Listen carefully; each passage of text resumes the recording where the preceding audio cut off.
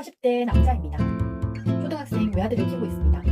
어린 시절 아버지께서 술을 드시면 폭력을 쓰셔서 불안에 떨었던 기억이 있어 아들에게는 그렇게 하지 않으려고 노력하며 키우고 있습니다. 크게 문제가 없는 일상인 것 같은데 생각이 깊어지는 밤이면 뇌가 각성이 되어서인지 잠이 잘 오지 않습니다. 갖은 노력을 해보아도 잠이 드는 것이 쉽지 않습니다. 좀 도와주세요. 생각도 많으시고 잠이 잘 오지 않으시군요. 모든 인생에서 단 하루도 잠들기 어려운 날은 내 인생에 결코 없었다 라고 말하는 사람은 아무도 없을 것 같습니다. 아주 가끔 누가 봐도 힘들 만한 일이 있어서 일시적으로 잠이 안 오는 것이라면 시간이 해결해 줄 거예요. 하지만 일시적으로 잠이 안 오는 것이 아니고 너무 자주 잠이 들지 않는 밤이 계속된다면 또 갖은 노력을 해도 잠이 안 와 뜬 눈으로 지새우는 날이 많아지다 보면 너무 힘드실 거예요. 하루만 잠이 들지 않아도 긴긴 밤이 까마득하게 느껴집니다. 그런데 매일 밤 잠이 들지 않는 불면증으로 괴로움을 호소하시는 분들이 많이 있으시더라고요. 자는 동안은 주변 자극에 대한 반응이 매우 떨어집니다. 잠을 통해 뇌, 심혈관, 위장관, 호흡, 면역, 내분비, 대사, 성기능 등의 생체 기능을 안정적인 상태로 유지할 수 있게 됩니다. 잠은 평균적으로 성인은 7시간에서 8시간, 아동 청소년은 9시간에서 10시간의 수면 시간이 필요한 것으로 알려져 있습니다. 하지만 개인에 따라 수면 시간은 다릅니다. 본인에게 충분한 수면 시간을 체크해 보시는 것도 중요합니다. 내 인생의 3분의 1을 차지하는 나의 잠에 대해 몇 가지 점검해 볼 것이 있습니다. 바로 생체 리듬 혹은 바이오 리듬입니다. 우리 몸은 지구의 하루 24시간을 주기로 모든 생명체에서 발견되는 현상이 생체 리듬입니다. 사람의 체온, 혈압, 맥박수, 혈액, 수분, 염분량 이런 것들이 24시간 일정한 것이 아니라 시간이나 주야에 따라 약간씩 변동이 있습니다. 이런 생체 리듬을 이해하고 몇 가지 체크를 해봅시다. 첫 번째 체크할 점은 카페인입니다. 카페인은 커피, 녹차, 에너지 음료, 콜라류의 탄산음료 등에도 들어있습니다. 커피를 마시면 잠을 잘 못 잔다고 하는 사람도 있고 커피를 자기 전에 마셔도 잠을 잘 잔다고 하는 사람도 있습니다. 카페인은 각성작용이 일어나서 수면의 질에 크게 영향을 끼칠 수 있습니다. 의외로 잠이 안 와서 수면제를 먹기도 하시는 분이 매일 3잔 이상 커피를 마시는 경우를 걸어보았습니다. 일주일 정도 완전히 카페인을 차단해 보시면 그 차이를 발견하실 수 있습니다. 카페인은 중추신경계를 자극하기 때문에 중독성이 있습니다. 커피를 끊으면 일시적 두통, 피로, 우울감, 집중력 저하 등으로 끊으려 해도 좀체 쉽지 않습니다.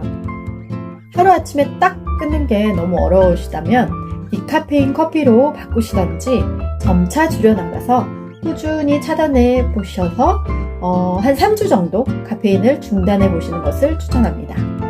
커피를 마시고도 잠을 잘 잔다고 하는 사람도 뇌파 검사를 해보면 깊은 수면으로 빠지지 못한다는 연구 결과가 있습니다. 수면의 질을 높이기 위해 카페인을 3주간 중단해 보세요. 두 번째 체크할 점은 운동입니다. 우리 학창시절 운동의 날 열심히 운동하고 꿀잠 잔 기억 있으시죠? 우리 몸은 에너지로 구성되어 있기 때문에 에너지가 소진이 되면 본능적으로 잠으로 에너지를 축전하려고 합니다. 햇빛을 받으면 땀 흘려 몸을 움직인다는 것은 많은 체력을 요구하여 체력 소모가 많기 때문에 깊은 수면에 빠지게 됩니다. 그런데 에너지가 소모되지 않고 체력이 남아있어 대사가 활발하지 않으면 잠이 오는 메커니즘에 문제가 생길 수 있습니다. 연세가 있으신 분들 중에서 젊을 때부터 운동 싫어해서 운동 안 해도 잘 잤는데 요즘 왜 이런지 모르겠다 이렇게 하시는 어른들이 계시더라고요. 젊을 때는 하루 일과 속에서 일을 하며 움직였기 때문에 더 활발하게 에너지를 사용했고 지금은 환경이 달라져서 에너지를 소진할 활동이 현저하게 부족할 가능성이 높습니다. 수십 년을 일하다가 퇴직을 하시거나 일상생활에서 알게 모르게 활동량이 많다가 환경이 바뀌면서 활동량이 적어진 것을 알아채지 못하고 잠이 들지 않는 것과 연관지어 생각하지 못하는 경우가 많습니다. 운동을 어느 만큼 해야 잠이 오냐고 질문하신다면 나의 체력을 체크해 보아야 합니다. 잠시 햇빛을 받으며 걷는 것만으로도 충분히 에너지가 소진되는 사람도 있지만 마라톤을 하고도 에너지가 남아서 사이클을 해야 충족이 되는 사람도 있습니다.